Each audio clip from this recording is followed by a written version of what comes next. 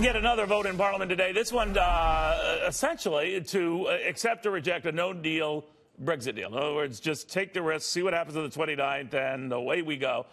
You begin to wonder here what would be so catastrophic about that. Let's go to Ashley Webster, who's following this very closely, and sitting head of investment strategy, Shawn Snyder.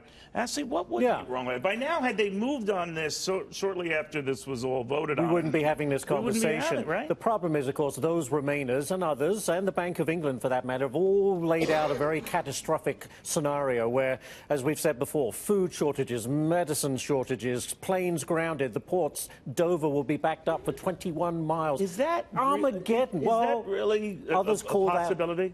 No, I don't believe so. No, others call that Project Fear. Yeah. And I think there's some element of truth to that. But no, I don't think that would be the case. We'll live under WTO rules, tariffs possibly, but in the end, the UK will be able to be free to do these wonderful free trade deals with the United States most certainly, but elsewhere around the world. I'm wondering, Shawn Snyder, if Europe is more afraid of this than the Brits should be. In other words, that there's a lot more concern in Brussels than they're letting on. What do you think? That if they bolt?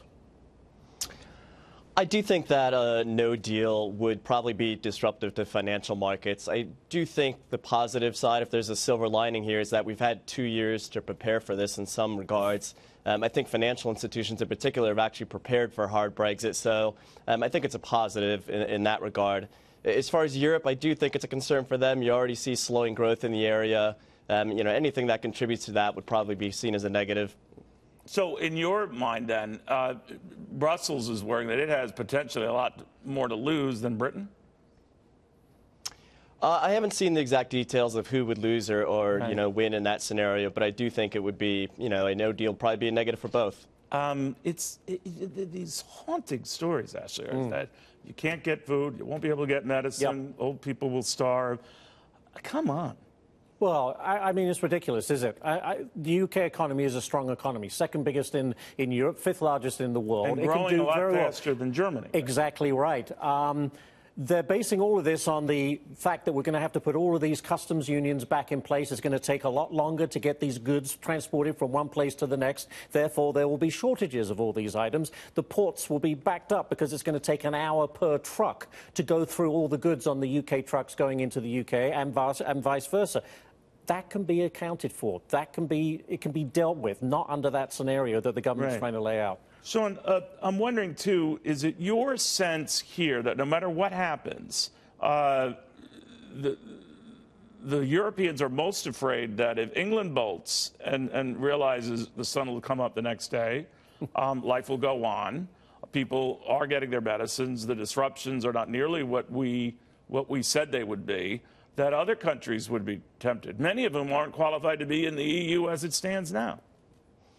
I think that was a concern for a long time. If you remember back to Brexit, that was a concern as well, that if one country exits, then all of a sudden other countries may want to do the same thing.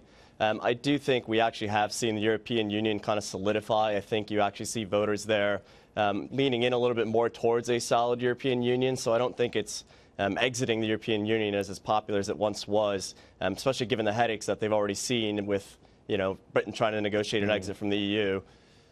But Britain, if it bolts, you're saying life will go on. Life will go on. As you say, the sun will come up the next day.